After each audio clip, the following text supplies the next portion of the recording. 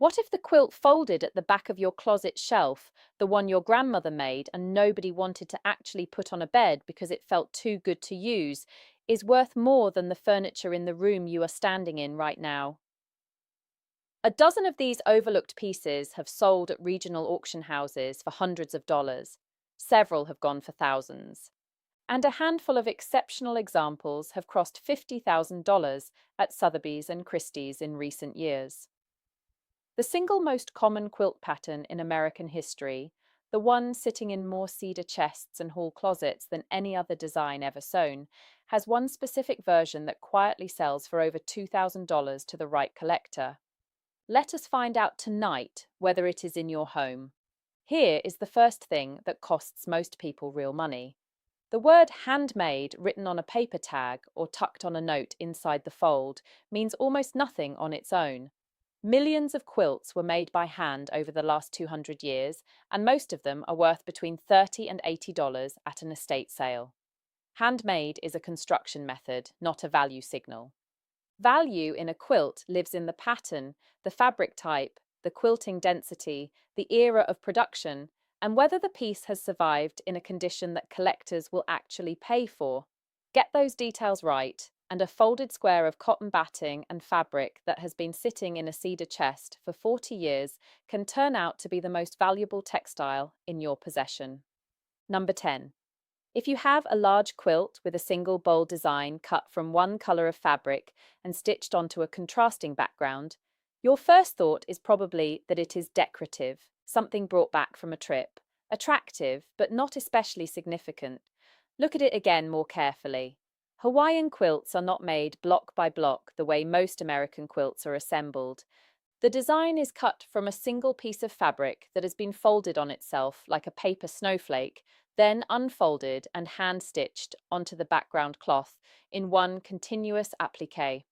That technique, combined with the contour quilting that follows every curve of the pattern outward in concentric rings, requires hundreds of hours of individual labor on a single piece.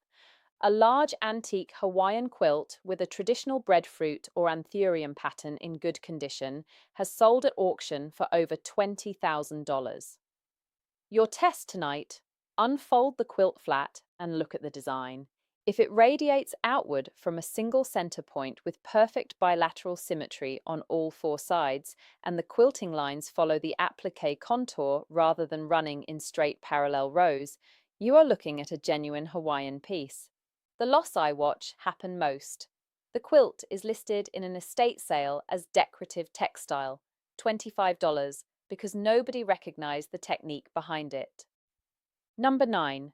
If the quilt you are looking at uses no printed fabric anywhere in its entire construction, only solid colors in wool or cotton with no florals, no stripes, no calico prints of any kind, and the quilting itself forms elaborate feathers and cables and Baptist fan patterns densely across the surface, slow down before you decide what you are holding. Amish quilts were made under religious standards that prohibited decorative printed cloth as an expression of vanity. Everything visible is solid color, and the visual complexity comes entirely from the geometry of the piecing and the density of the hand stitching. A Lancaster County Amish sunshine and shadow quilt from the early 20th century sold at a Cowan's auction sale for over $3,000. Documented Amish quilts with confirmed community provenance have sold considerably higher. Your test tonight: run your hands across the quilt and examine every piece of fabric closely. If you find a single printed pattern anywhere in the top layer, it is not an Amish piece. Zero printed fabric is the rule, not the preference. The mistake I watch happen most. The quilt is described as a plain old patchwork and priced at $30 on a folding table because the seller saw no florals and assumed no value. Number 8. If you have a quilt made of large square blocks, each containing a completely different elaborate applique design, baskets overflowing with flowers, patriotic eagles, cornucopias, ships in full sail, and wreaths of botanically specific leaves, and each block looks as though it could stand alone in a picture frame, you may be holding one of the most collectible textile forms ever produced in this country. Baltimore album quilts reached their peak between 1840 and 1860, created almost entirely within a tight geographic community in Maryland. And the women who made them were competing openly for complexity and technical refinement. The production window was narrow, the technique was exhausting, the supply is permanently fixed. A Baltimore album quilt in exceptional condition sold at Sotheby's, New York for over $60,000. Your test tonight, count the blocks. A Baltimore album typically runs 12 to 36, each with a completely unique design that does not repeat anywhere else in the quilt. Then look at the quality of the applique curves.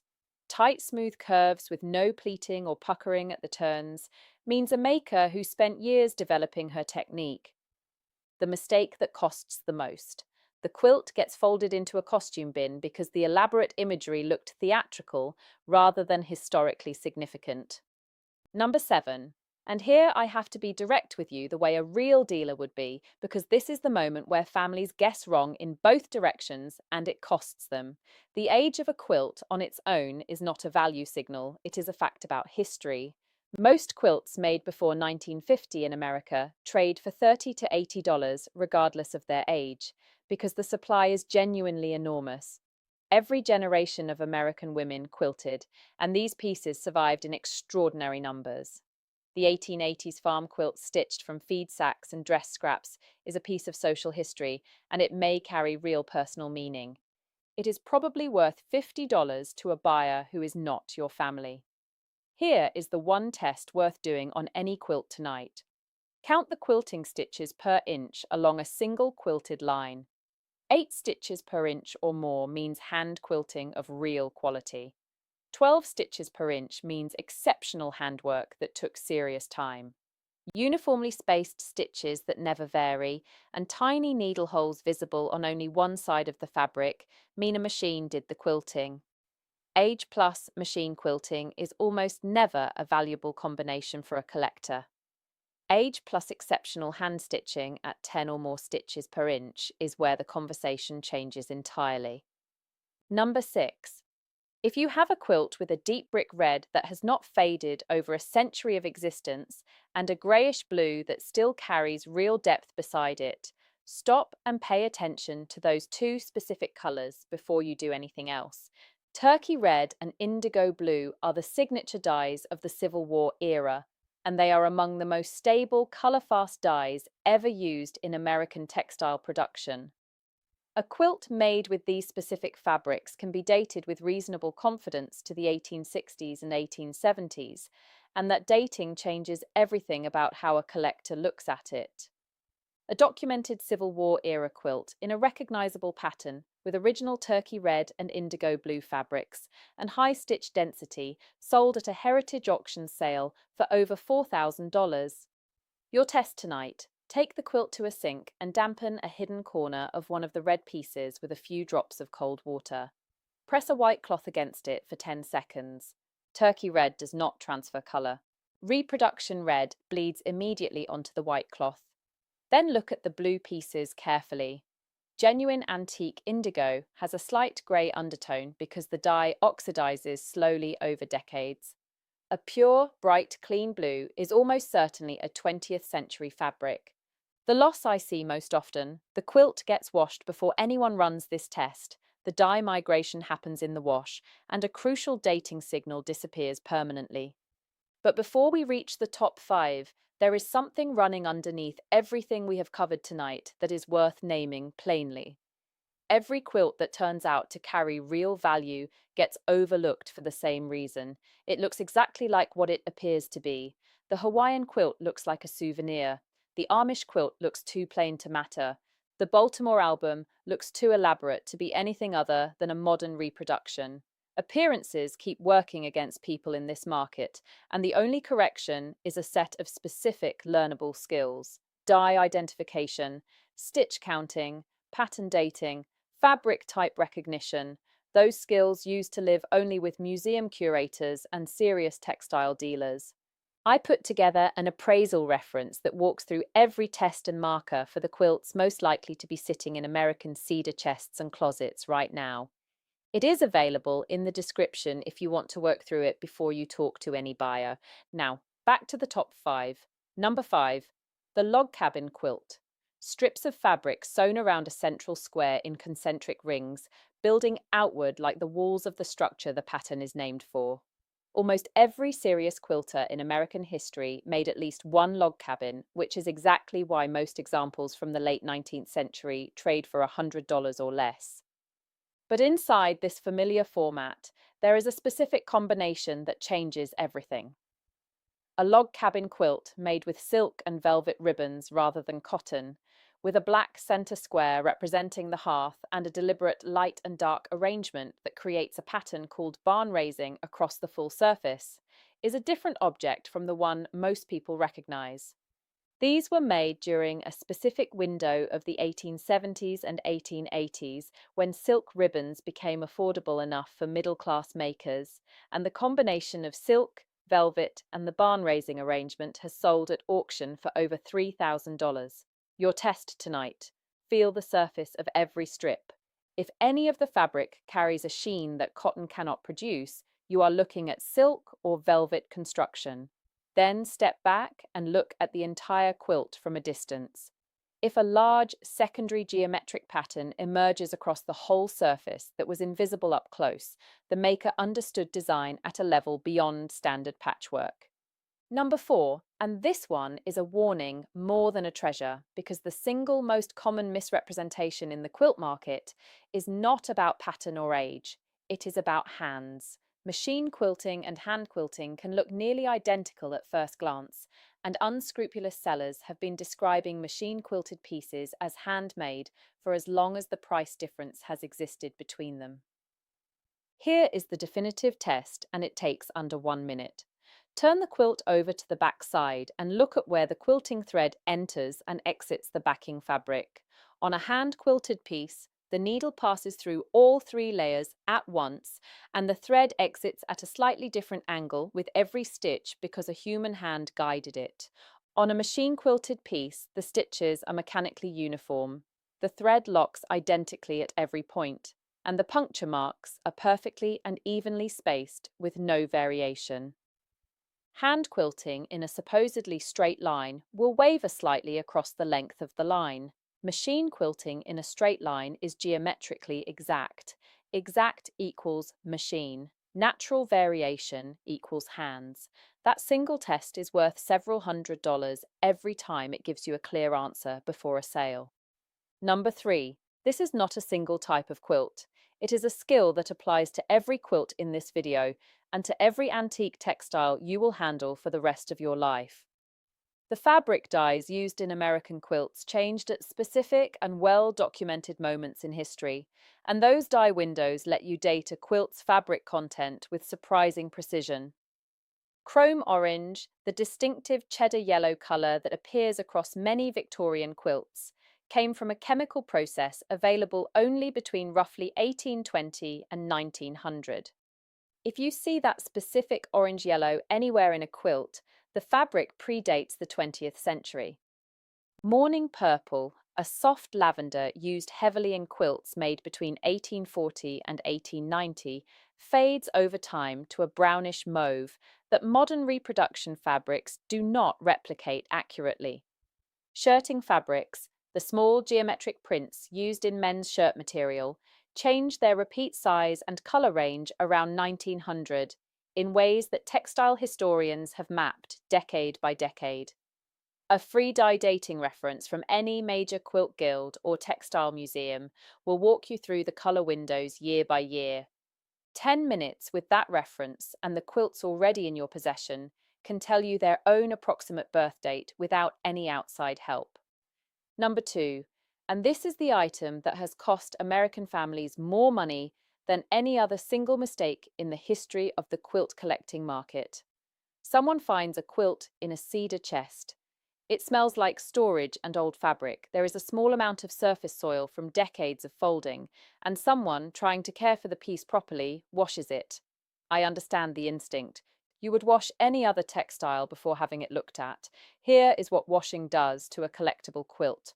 Antique dyes that have remained stable in dry storage for 100 years destabilize in water. Turkey red bleeds onto adjacent fabrics. Indigo shifts color permanently. Chrome orange turns a shade it was never intended to be. The batting inside, often original cotton that has settled and compressed over decades, bunches unevenly and never returns to its original loft. Fragile silk or velvet pieces in a log cabin or crazy quilt, weakened by age at the thread structure, shred in the agitation of even a gentle cycle. Every one of these outcomes is permanent. Every one of them removes money from the quilt's value and puts it nowhere you can recover. Your test tonight is a non-action. If a quilt smells like old storage and shows no active mold or active pest damage, do not wash it before you have it evaluated. The museum-grade textile conservators who handle these pieces for a living store them in acid-free tissue without washing them for exactly this reason. The smell of age is not a problem to solve. The washing is a loss you cannot undo. Number 1. And it is folded in a closet or a cedar chest in more American homes than any other quilt design ever made. The double wedding ring. Interlocking curved arcs pieced from hundreds of small fabric scraps, creating the visual impression of overlapping rings across the entire quilt surface. If you have one of these right now, you have almost certainly been told it is lovely and old and was made by your grandmother and is worth keeping for sentimental reasons. You have probably not been told what it is worth to anyone outside of your family. Let me be honest with you the way this entire video has been trying to.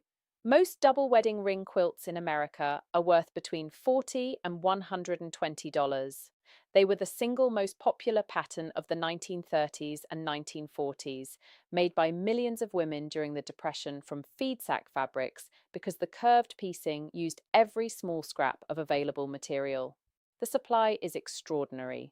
The demand from collectors for average examples is modest. I will not dress that up for you, but here is where the reframe lives, and it is the same reframe running under every single item on this list tonight.